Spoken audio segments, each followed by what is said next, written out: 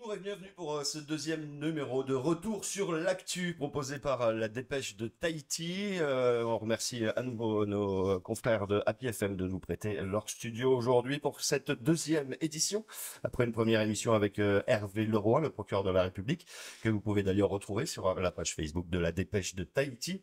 Aujourd'hui avec nous, une femme politique qui débute son parcours en 2013, un parcours politique presque inné avec un grand-père Tavana et un papa ministre, représentante à l'Assemblée, puis ministre de l'Éducation. Le parcours a été peut-être un peu atypique avec un doc d'histoire géo et puis une école des arts culinaires dans la région lyonnaise, de la cuisine tout court à la cuisine politique. Vous avez connu Nicole Sanquer Le Tawera, Le Tapura est aujourd'hui présidente du parti que vous avez fondé en 2020, le Aeria Polynesia. Nicole Sanquer, bonjour, merci d'être là. Oui, bonjour et surtout merci pour l'invitation. Bonjour à tous les internautes qui nous suivent et voilà, prête. On va avoir l'occasion avec à mes côtés Damien Grivois, le rédacteur en chef de la Dépêche de Tahiti. Bonjour Damien. De parler Salut Yann. de divers sujets, économiques bien sûr, avec de nombreuses propositions, celles qui concernent les TPE, les PME. On dira un mot du positionnement de votre parti sur les prochains scrutins et peut-être à l'échelle nationale également, si vous savez déjà comment vous allez vous positionner, par exemple aux élections européennes qui vont approcher, qui auront lieu l'an prochain. On parlera également de votre avis, tout simplement, sur les députés ou le député qui vous a succédé, et puis sur les premiers jours, les premières semaines de la gouvernance Brotherson que vous avez eu l'occasion de juger un peu lente il y a quelques jours. Avant tout ça, avec Damien, un sujet d'actualité, un sujet un petit peu brûlant, une décision de justice qui vient de tomber Oui. et qui a rapport avec les frais de campagne. On remonte aux élections territoriales de 2018 où vous étiez sur la liste d'Apura, avec un système qui rembourse aux partis les frais de campagne. Généralement, ces frais de campagne tombent sur le compte du parti ou de la tête de De la liste tête qui de liste. ensuite redistribue à tous ceux qui avaient mis la main à la poche pour cette campagne. On peut revenir donc sur cette décision avec a priori Edouard Fritsch qui n'a pas voulu rembourser Nicole Sanquer. La guéguerre continue. Voilà, cette décision, elle est tombée par le tribunal civil. Oui, voilà. Qu'est-ce qu'elle engendre? Cette décision est tombée donc lundi soir et j'ai pu lire le rendu de la décision hier. En effet, évidemment, la décision est en ma faveur puisque le tribunal reconnaît que il y a une obligation de rembourser ces colistiers qui ont participé financièrement à la campagne. Et là, c'est dicté par les règles du code électoral. Donc, j'ai engagé la procédure il y a 2 ans. J'ai écrit au président Edouard Fritsch quand j'ai vu qu'il avait touché sur son compte personnel le remboursement de 14 millions. Donc, je l'ai interrogé sur le remboursement des colistiers. Il m'a clairement dit que certains colistiers seraient remboursés, mais pas moi. Parce que vous aviez quitté le Tapura. Parce que j'avais quitté le Tapura en décembre 2019. On parle d'une Donc, somme de 1 million, c'est ça, autour de 1 million? oui, j'avais contribué à hauteur de 1 million donc le code électoral prévoit un remboursement d'à peu près 47%. Mais surtout, cette décision de justice vient justement éclairer sur les règles de remboursement parce que vous savez, j'ai fait partie de plusieurs partis politiques et c'est vrai que c'est pas une évidence pour les têtes de liste, je dirais, une fois qu'ils ont touché le remboursement de l'État, de rembourser leur colistier. Et par conséquent, ma démarche, c'est toujours dans cette recherche de justice, d'équité et surtout dans le respect de la loi. J'ai voulu interroger. Alors, c'est un cas assez particulier parce que si ce sujet de remboursement des frais de campagne a fait l'objet de nombreux articles, même en France, sur des colistiers qui se sont lésés dans le remboursement ou bien qui n'avaient rien reçu, jamais aucune action en justice n'avait été entreprise. Donc, c'est vrai qu'avec mon avocat Thibault Millet, c'était intéressant d'aller jusqu'au bout de la démarche pour, pourquoi pas, créer une jurisprudence en cas de victoire. Parce que normalement, ça n'est pas un remboursement des frais engagés. Non, en fin de compte, voilà, c'est très clair. Chaque parti politique doit rendre ses comptes de campagne à la fin à la Commission nationale des comptes de Mhm. campagne, et ensuite un remboursement qui est effectué par l'État est calculé à hauteur de 47% par rapport au montant global des dépenses. Une fois que la tête de liste reçoit sur son compte personnel le remboursement, donc dans ce cas-là, c'était 14 millions. Il doit prendre la liste des colistiers qui ont participé financièrement à la campagne et effectuer un remboursement, donc d'un chèque personnel. Et je sais que plusieurs sont dans mon cas, au Tapura, puisqu'ils n'ont pas reçu de remboursement. Certains même ont reçu plus qu'il ne fallait. Donc, c'est pour ça que suite à cette décision de justice, je vais saisir le procureur pour qu'il y ait une enquête sur l'utilisation de ce remboursement de 14 millions et qu'on puisse justifier et prouver qu'il n'y a pas eu d'enrichissement personnel d'aucun des colistiers ou du candidat. Mais pour bien comprendre, on aurait dû vous rembourser 47% du million que vous Oui. aviez consacré, c'est ça? C'est ça. D'accord. Alors, ce qui s'est passé, c'est que il y a deux opérations. Il y a une clôture de compte de campagne. Et c'est vrai que le compte du Tapura avait eu un trop perçu. Donc, le mandataire financier a décidé de rembourser par un calcul les colistiers qui avaient participé. Moi, j'ai reçu un chèque de 662 000 francs sur les 1 million que j'avais reçu. Et le tribunal a décidé que c'est sur ce reliquat que M. Edouard Fritsch aurait dû calculer pour me rembourser, c'est-à-dire à peu près à 148 000. Donc, vous voyez que c'est pas pour une question d'argent que j'ai engagé ça, parce que finalement, les sommes à la fin sont très minimes, mais c'est vraiment dans l'objectif d'un respect de la loi. Et c'est aussi dans le souci de protéger tous ces colistiers qui s'engagent dans une campagne politique, qui participent financièrement et qui souvent se retrouvent sans remboursement, alors que le code électoral exige à la tête de liste de procéder à ces remboursements pour ne pas qu'il y ait un enrichissement personnel. Une affaire à suivre. Voilà. Alors, depuis l'accession au pouvoir du Tavini après les élections territoriales, on a donc un nouvel exécutif qui est indépendantiste, qui a la majorité suffisante pour être en place pour 5 ans. Quelle est votre première lecture sur les premières semaines d'exercice du gouvernement Brotherson? Alors, ce que nous notons, c'est vrai que la volonté du peuple a été le changement, et ça se voit à l'Assemblée, puisque la majorité aujourd'hui, c'est le Tavini avec 38 représentants à l'Assemblée. Donc, le changement voulu dans les chiffres est bien réel. Nous avons ouvert une session administrative qui s'est clôturée là, il y a 15 jours. Et c'est vrai que le nouveau président de l'Assemblée a souhaité faire un calendrier des séances plénières. Il y en avait 6 inscrits au calendrier. Malheureusement, on n'a pu en tenir que 2. Une par obligation parce qu'il fallait valider les comptes administratifs avant le 30 juin, et une autre voulue pour faire passer des textes. Alors, nous avons été très surpris au départ parce que très vite, le calendrier n'a pas été respecté. Plusieurs séances ont été annulées par faute de transmission finalement du gouvernement à des textes à l'Assemblée pour examen. C'est lié à la jeunesse des nouveaux élus, peut-être Alors, en partie? Il est vrai que Moïta Bruderson a décidé de composer son gouvernement avec des personnes toutes nouvelles qui n'ont jamais occupé des postes de ministre. Donc, il y a forcément un temps d'installation, le temps de la composition des cabinets et puis de rédaction des premiers textes par rapport au programme. Normalement, ça se passe comme ça. Moi, je sais que j'ai fait partie du Tahoira en 2013, puis du Tapura en 2018. Quand vous allez promouvoir un programme devant la population, vous savez aussi, vous avez réfléchi à la mise en œuvre de ce programme. Donc, vous savez que telle loi doit être modifiée, on doit écrire telle loi, pour que les mesures puissent être appliquées. Là, nous avons été très surpris de voir un peu une impréparation de ce nouveau... Un problème de compétences? Non, peut-être pas, peut-être de savoir-faire au départ. Et puis, comme vous l'avez vu, Moïta Bruderson a voulu faire sa team avec que des personnes nouvelles issues de société civile, pas forcément familiarisées avec les règles de fonctionnement juridiques, législatives. En général. Voilà. Et puis, ce sont surtout aussi, on peut noter que c'était des toutes nouvelles personnes qu'on n'avait jamais vues pendant la campagne. Et par conséquent, est-ce qu'ils maîtrisaient le programme du Tavini ou pas? Voilà. Donc, un démarrage assez lent. Ça change beaucoup Et de nous, choses dans comment ça se l'hémicycle? traduit? Comment ça se traduit à l'Assemblée? C'est-à-dire qu'il n'y a pas de texte qui arrive du Conseil des ministres comme on a l'habitude d'avoir.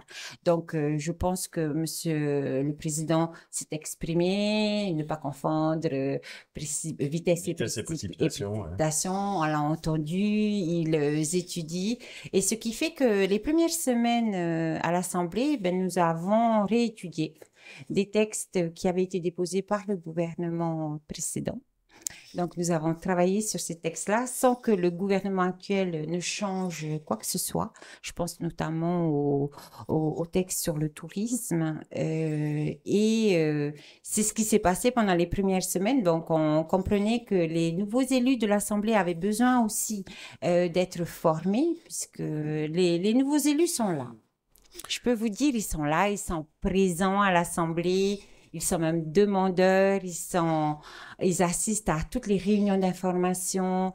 Mais c'est vrai qu'il y a une implication et pour avoir discuté avec certains, ils ont cette volonté de changer les choses. La nouvelle majorité a fait un geste envers Aerele Yapolinetia avec l'accession au bureau de l'Assemblée, sauf erreur. Est-ce que ça implique que Aerele Yapolinetia est un peu a toujours toute sa latitude de liberté, de critique éventuellement de l'action gouvernementale, ou est-ce que vous avez un peu un devoir de solidarité vis-à-vis de ce que va proposer l'exécutif ou le législatif à Tarawi? Ah non, mais cette décision d'ouverture du président Anthony Géros, nous l'avons acceptée parce que on est 3 élus, nous n'avons pas de groupe, donc nous n'avons pas de moyens financiers, n'ayant pas de groupe, c'est très compliqué de pouvoir recruter du personnel qualifié. Et nous, il est vrai qu'on a demandé, on a plaidé auprès du président Anthony Géros, soit de nous attribuer une commission, puisque le règlement intérieur le permet, une commission législative, ce qui nous attribuerait un double crédit, ou une place dans le bureau. Et nous avons appris en séance, il n'y a pas eu de négociation avant. Je pense que nous avons fait une demande et nous avons été ravis d'apprendre pendant la séance que je figurais parmi les membres du bureau. Un geste de bonne intention. Un geste de bonne intention. Vous savez, on nous a beaucoup reproché d'avoir accepté ce poste ou bien d'avoir même voté pour Anthony Géros, puisque nous avons soutenu la candidature d'Anthony Géros à la présidence de l'Assemblée. Il faut savoir que vous êtes à l'Assemblée pour 5 ans et que c'est Anthony Géros qui gère l'Assemblée. Donc, c'est totalement différent du gouvernement. Nous avons refusé de faire partie du gouvernement de Moïté Bruderson. Il y a eu des propositions. Oui, il y a eu une proposition envers Nuiha Oloré d'être ministre des Finances pour Moïté Bruderson. Nous avons refusé parce que nous estimons qu'au niveau de l'exécutif, nous ne partageons pas la même vision, le même programme que le gouvernement. Par contre, au niveau de l'Assemblée, nous avons aussi, nous, la possibilité, les élus, d'être force de proposition, d'avoir des initiatives législatives, et c'est ce que nous faisons, de proposer des lois, des délibérations. Et évidemment, nous avons souhaité cette bonne entente. Et puis, nous connaissons Anthony Géros, ça fait 10 ans que nous nous côtoyons à l'Assemblée, et nous savons que c'est quelqu'un de très ouvert, qui est à l'écoute des élus, et c'est pour ça que nous avons soutenu sa candidature. D'un point de vue plus personnel, vous avez eu l'occasion de critiquer la manière dont certains élus Tapoura peut-être s'adressaient à vous, vous rabaissaient ou vous critiquaient de manière parfois pas très habile à l'Assemblée de Polynésie. Est-ce qu'avec cette nouvelle configuration, j'espère que ça va mieux se passer, ou alors il reste des Tapoura, donc il reste des problèmes, en gros, pour résumer? Non, de la manière dont Aerele Yapolinetia est traité à l'Assemblée, c'est carrément le grand changement. Je vais vous dire, même dans l'attribution des locaux, on nous a donné des locaux aujourd'hui où on a de l'espace, on a le matériel informatique qu'il faut, on est considéré. Et en termes de séance, pendant la séance, on n'est pas là à nous couper le micro parce qu'on a dépassé de 2 secondes le temps qui nous est imparti. Donc déjà ça change la donne au niveau du débat. On a l'impression d'être respecté. Et ensuite, pendant cette première session administrative, il faut savoir que Aherea Prunitia a déposé 4 projets de texte. Nous avons déposé la loi de pays sur le PAX. Nous avons déposé la prorogation de la commission d'enquête qui a été votée et validée par l'Assemblée. Et d'ailleurs, aujourd'hui, nous sommes en plein travaux de la commission d'enquête sur le Covid. Nous avons déposé celui qui vient d'être la fin de l'obligation vaccinale. Donc, qui a été étudié en commission et qui a été validé, voté à l'unanimité. Et le dernier qu'on a déposé pour, en fin de compte, essayer d'appliquer les mesures de notre programme et ne pas perdre 5 ans, c'est la fameuse simplification des TPE. Ce qui est la simplification et la moindre pression sur le monde de l'entreprise, c'est un des axes de Aherea Prunitia depuis longtemps. Ben, Aherea Prunitia pense qu'aujourd'hui, il faut un allègement fiscal de nos entreprises, des sociétés, parce qu'on voit bien que c'est vrai que grâce au tourisme, on a l'impression que tous les feux sont ouverts, mais au quotidien, on entend bien, hein, le chef d'entreprise, il y a quand même une forte pression fiscale au niveau de la population, il y a quand même cette inflation hein, qui continue à dégrader les familles, la situation familiale. Et donc, pour nous, et on a fait campagne sur ça, il faut absolument réduire les dépenses publiques, d'abord, et ensuite alléger la pression fiscale. Donc, dans la loi de pays sur les TPE, nous venons augmenter le seuil des TPE de 10 millions, non, de 5 millions qui passera à 10 millions en janvier 2024 jusqu'à 50 millions. Comme ça, on forfaitise l'impôt. Et par conséquent, on réduit les impôts et ce qui laisse un peu plus de marge au réinvestissement, même au recrutement de salariés. Aherea Prunitia reste une formation autonomiste. Oui. Par rapport à la démarche du Tavini liée à l'ONU et à l'autodétermination, quelle est votre position sur le sujet? C'est légitime dans le sens où l'ONU le reconnaît, ou c'est une partie de la démarche du Tavini sur laquelle vous êtes pas en accord? Non, nous n'avons jamais adhéré à cette démarche du Tavini. Nous restons profondément autonomistes, mais pas l'autonomie que nous avons connue avec les autres partis autonomistes. Nous voulons une autre autonomie beaucoup plus responsable et constructive. Et c'est vrai que c'est un combat que le Tavini mène depuis 2013. Il n'y a pas vraiment eu beaucoup d'avancées. Aujourd'hui, on va dire que le Tavini a le gouvernement, a la majorité à l'Assemblée, a les 3 députés. Bon, j'espère que ça va avancer. On peut distinguer deux notions. On peut distinguer le souhait de devenir souverainiste et la question de l'autodétermination. Parce que l'autodétermination pourrait aussi être une manière de clore la question statutaire une bonne fois pour toutes, pour peu que le peuple s'exprime, et admettons qu'il se prononce en faveur de l'autonomie, ça couperait l'herbe sous les pieds quasi définitivement du camp indépendantiste, non?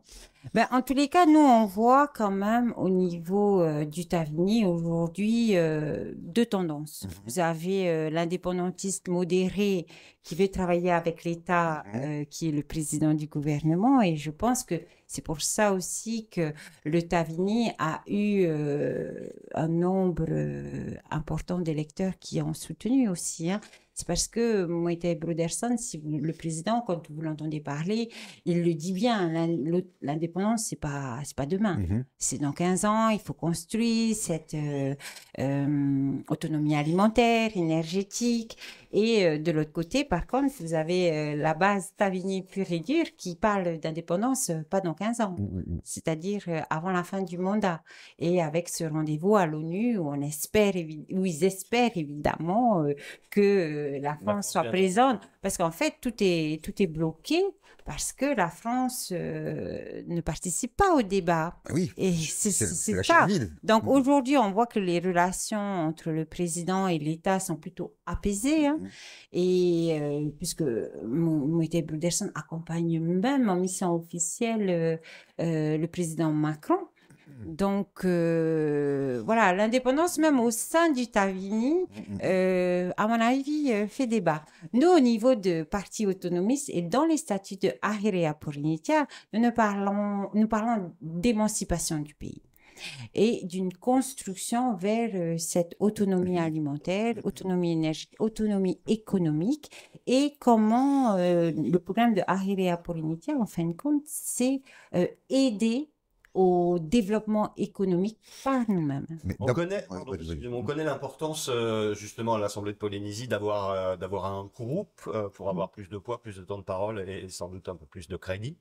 Est-ce que ces tensions au Tavini entre les deux franges plus ou moins radicales, on va dire, pourraient peut-être créer des clashs, des élus qui ont envie de départ? On a connu par le passé des valses d'élus d'un groupe à un autre. Est-ce que le Aerea Polynesia a quelque part envie de profiter de ça? Est-ce que vous êtes à la recherche d'élus d'un côté ou de l'autre qui pourraient vous aider à constituer un groupe?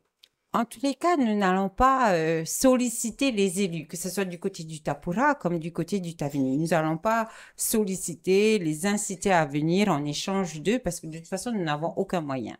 Mais par contre, il est clair que si je prends les élus de l'Assemblée côté de la majorité, ils se connaissaient pas, ils apprennent à se connaître.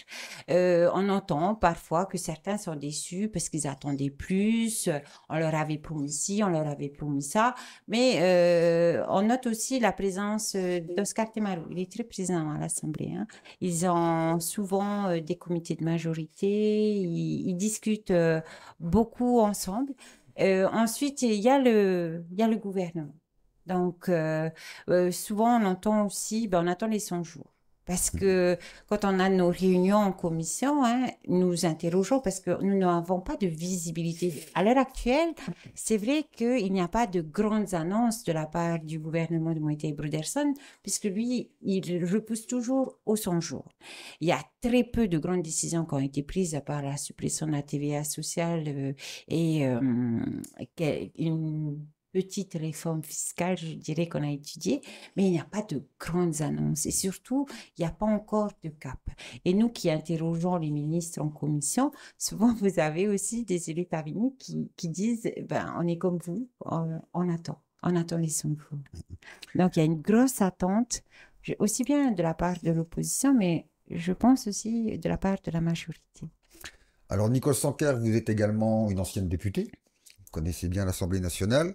Quel regard vous portez sur le travail des nouveaux élus, tous Tavini pour le coup, puisqu'il a fait, le parti indépendantiste a fait un carton aux législatives, notamment Steph Chailloux et Tematai Le Gaïc. Est-ce que selon vous, ils font partie plutôt de la frange Moetei, si on peut dire ça comme ça, ou plutôt de la frange plutôt assez souverainiste dans l'âme? En tout cas, souverainiste plutôt.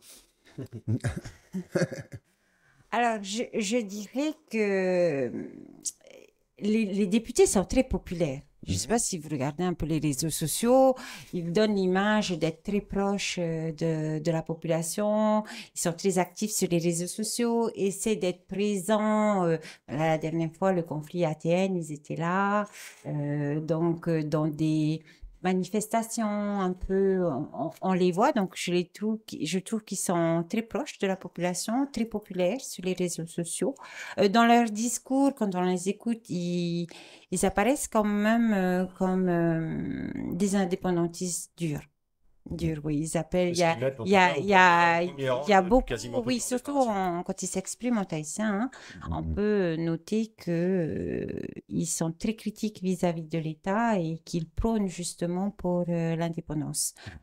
Après, au niveau du travail parlementaire, je ne vois pas grand-chose. Moi qui étais députée, il y avait des sujets importants et notamment la poursuite du débat sur l'ITR. On avait bien commencé. J'avais rendu un rapport sur l'ITR qui avait justement réouvert le débat avec le gouvernement. On avait créé un comité interministériel le 15 mars 2022 pour discuter d'une formule transitoire à l'ITR et remettre l'ITR sur le tapis.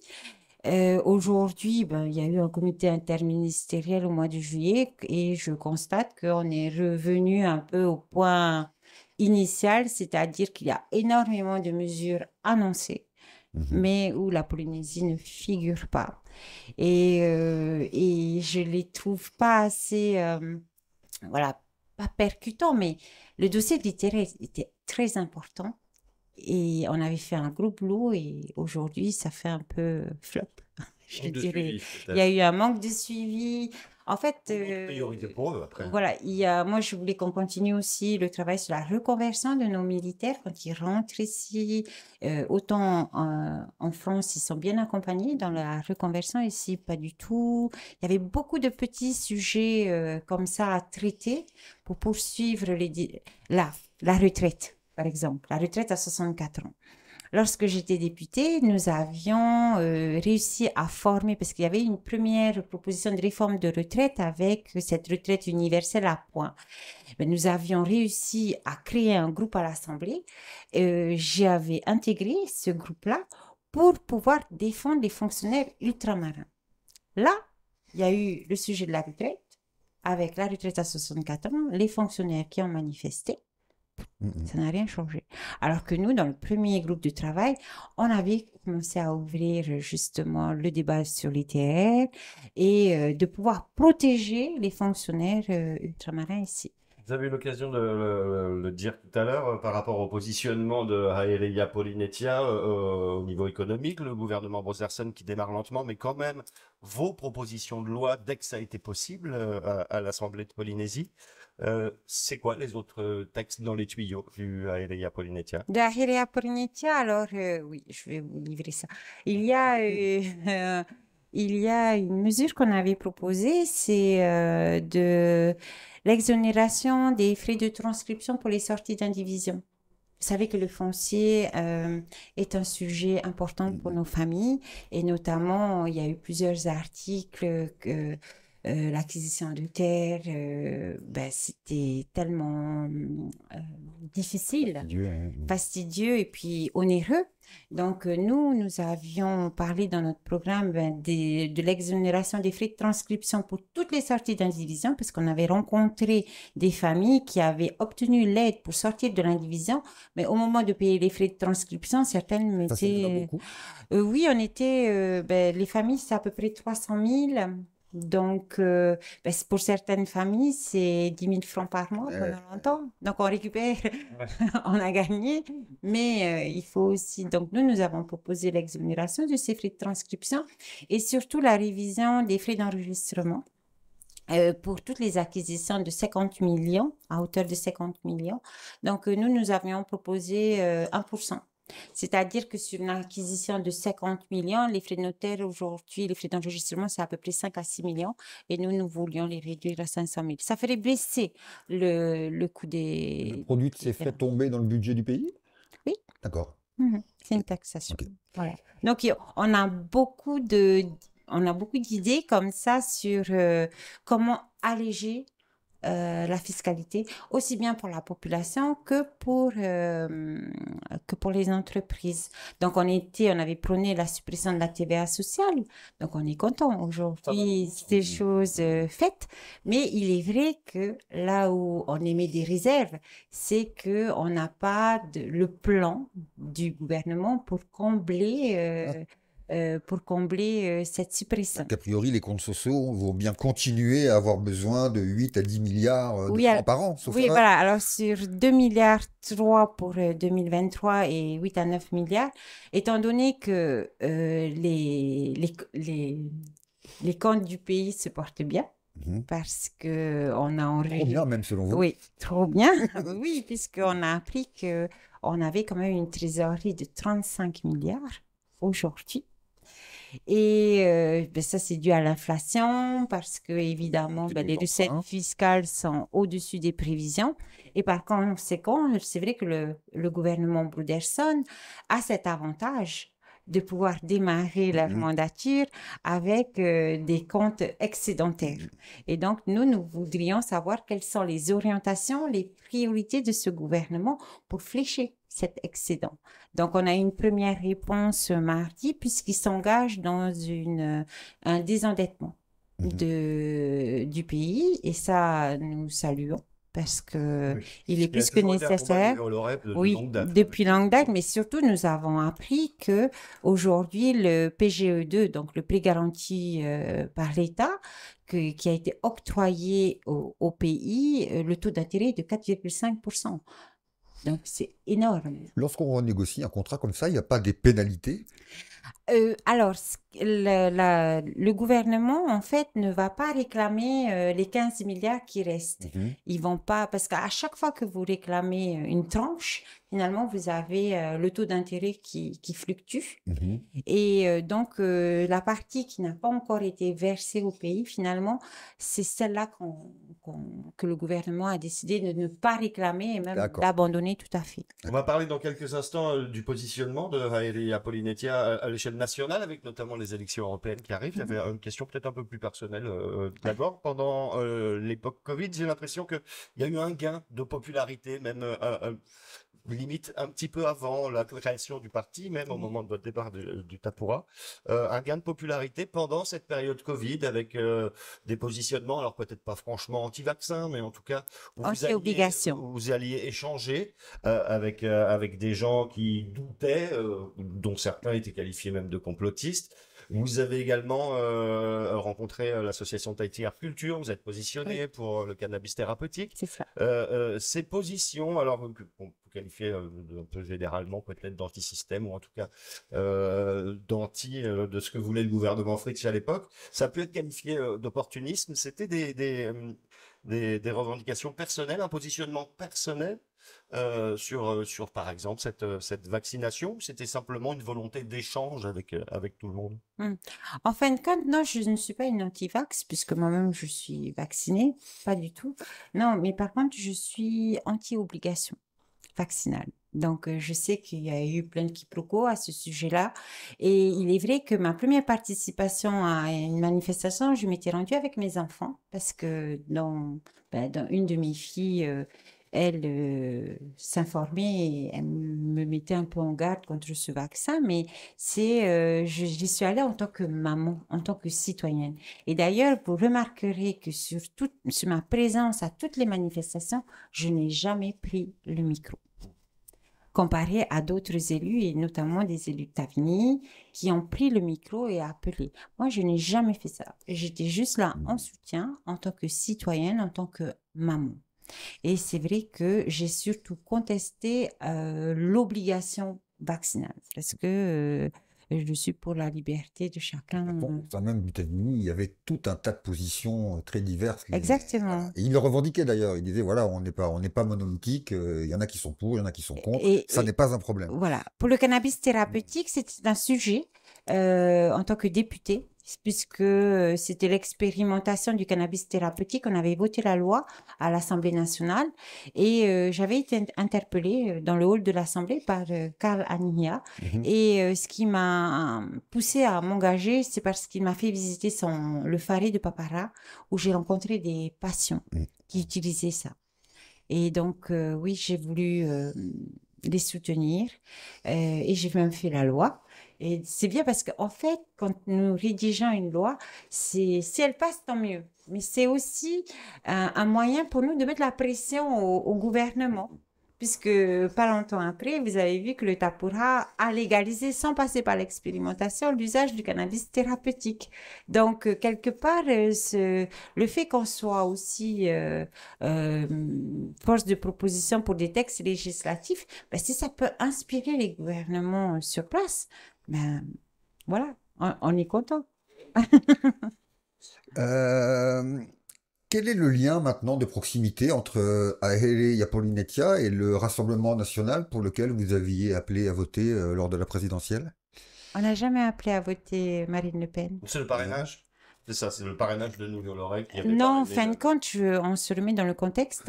C'était notre premier congrès Mhm. de la création du parti et nous avons dit que nous ne donnions pas de consigne de vote. Et à ce moment-là, Nuiholo reprend la parole et il dit, ben moi, à titre personnel, voilà. Et il a dit, à titre personnel, je soutenais. Mais nous n'avons jamais eu de contact avec Marine Le Pen. Nous n'avons jamais eu de rapprochement avec Marine Le Pen. Et concernant le parrainage, moi qui étais députée UDI à l'époque, Marine Le Pen avait du mal à obtenir ses parrainages. Et il y a eu un appel au sein du groupe pour dire que une élection sans Marine Le Pen, c'était pas possible. Et moi, j'ai regardé, il y avait plusieurs candidats et puis j'ai choisi de parrainer la femme.